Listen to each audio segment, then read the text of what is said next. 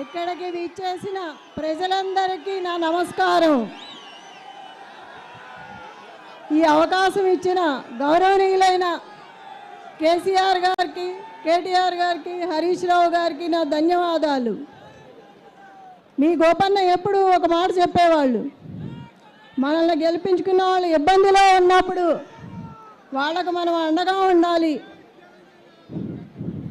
ఏ టైంలో ఎప్పుడైనా ఏ ఆపద వచ్చినా అందరికీ అండగా అర్ధరాత్రి అయినా అపరాత్రి అయినా తోడు నీడుగా ఉండి సమస్యలను పరిష్కరించాలని చెప్పేవారు. మీ గోపన్నకి ఒకసారి ఫోన్ వచ్చింది, అన్న మా బళ్ళన్నీ తీసేస్తున్నారు ఇక్కడి నుంచి, ఎలా అన్నా అంటే ఎమ్మటే వెళ్ళి వాళ్ళ మధ్యలో కూర్చొని ఆ సమస్యను పరిష్కరించి అండగా నిలబడి ఉన్నారు. మనల్ని గెలిపించిన వాళ్ళు ఆపదలో ఉన్నప్పుడు చేతనైనంత సాయం చేయాలి. అలా ఉంటేనే వాళ్ళకి అండగా ఉంటుంది.